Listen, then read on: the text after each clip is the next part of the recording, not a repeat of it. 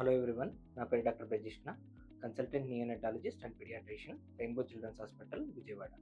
నేను ఇవాళ మాట్లాడబోయే టాపిక్ వచ్చేసరికి అక్యూట్ ఒటైటిస్ మీడియా అండి. పేరు వినడానికి కొంచెం కాంప్లికేటెడ్గా ఉన్న ఒటైటిస్ అండ్ ఇయర్లో ఇన్ఫెక్షన్. మీడియా అంటే ఇది మిడిల్ ఇయర్లో ఇన్ఫెక్షన్.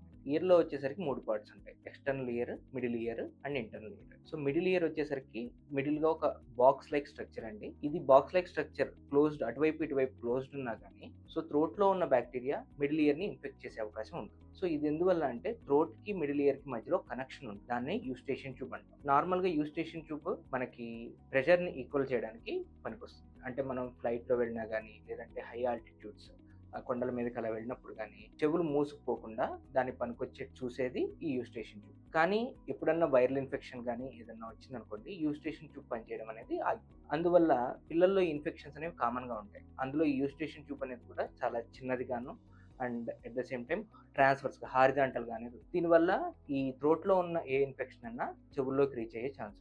సో అందువల్ల చిన్నపిల్లల్లో ఈ acute otitis media, middle ear infection అనేది కామన్గా వస్తుందండి. వచ్చినప్పుడు ఎలా ఉంటారు పిల్లలకి మెయిన్గా వచ్చేదండి హై గ్రేడ్ ఫీవర్. అంటే టెంపరేచర్ చాలా ఎక్కువగా ఉంటుంది.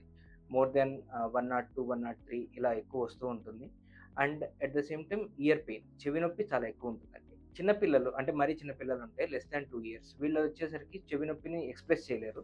సో అందుకని వాళ్ళు ఫీవర్తో పాటు ఎక్కువ ఏడుస్తూ ఉంటారు. కొంతమంది పిల్లలు చెవి పీక్కుంటూ ఉంటారు. సో ఇలాంటి సిమ్టమ్స్ ఏమన్నా ఉంటే వెంటనే డాక్టర్ గారి దగ్గరికి తీసుకెళ్ళాలి. అండ్ వాళ్ళు మీరు ఈ సిమ్టమ్ని చెప్పగానే చెవిని కూడా ఎగ్జామిన్ చేస్తారు. అండ్ ఆ పీడియాట్రిషియన్ మీకు రిక్వైర్డ్ యాంటీబయాటిక్ని ప్రిస్క్రైబ్ చేస్తారండి. మెయిన్ ఇంపార్టెంట్ వచ్చేసరికి దీనివల్ల వచ్చే కాంప్లికేషన్స్ ఏమొస్తాయి.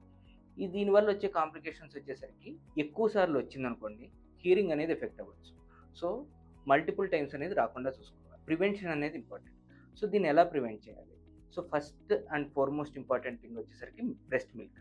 అంటే తల్లిపాలు ఎక్కువ ఇవ్వడం వల్ల, కరెక్ట్గా ఇవ్వడం వల్ల ఈ ఇన్ఫెక్షన్స్ వచ్చే రిస్క్ అనేది తగ్గుతుంది. And at the same time feeding position అనేది ఇంపార్టెంట్. ఫీడింగ్ మీరు పడుకుని ఫీడింగ్ ఇవ్వద్దు అని కామన్గా అడ్వైస్ చేస్తారు. ఇది ఎందుకంటే ఈ పాలు అనేది గొంతులోంచి ఈ యూస్టేషన్ ట్యూబ్ వల్ల ఇయర్లోకి వెళ్ళే chance. And at the same time formula feeding ఇచ్చే బేబీస్కి మనం పడుకుని ఫీడింగ్ ఇవ్వకుండా కూర్చోబెట్టి, అంటే 45 to 60 degreesలో ఫీడింగ్ పెట్టి ఇవ్వడం వల్ల ఈ చెవిలోకి వెళ్ళే రిస్క్ అనేది తగ్గుతుందండి. అండ్ నెక్స్ట్ ఇంపార్టెంట్ వచ్చేసరికి వ్యాక్సినేషన్ వచ్చేసరికి మనకి కామన్గా రెగ్యులర్గా ఇచ్చే వ్యాక్సినేషన్స్ అవి haemophilus influenza B and pneumococcal vaccine and flu vaccine ఇలాంటివి ఇవ్వడం వల్ల రిపీటెడ్గా ఇన్ఫెక్షన్స్ రావడం అనేది ప్రివెంట్ చేయొచ్చు. సో ఎప్పుడన్నా ఇయర్ ఇన్ఫెక్షన్ అనే డౌట్ ఉందంటే వెంటనే పీడియాట్రిషియన్ దగ్గరికి తీసుకెళ్ళండి. అండ్ ప్రివెంట్ చేయడానికి ఈ మెజర్స్ అనేది ఫాలో అయితే ఇయర్ ఇన్ఫెక్షన్ అనేది రాకుండా రెగ్యులర్గా ప్రివెంట్ చేయొచ్చు. Thank you.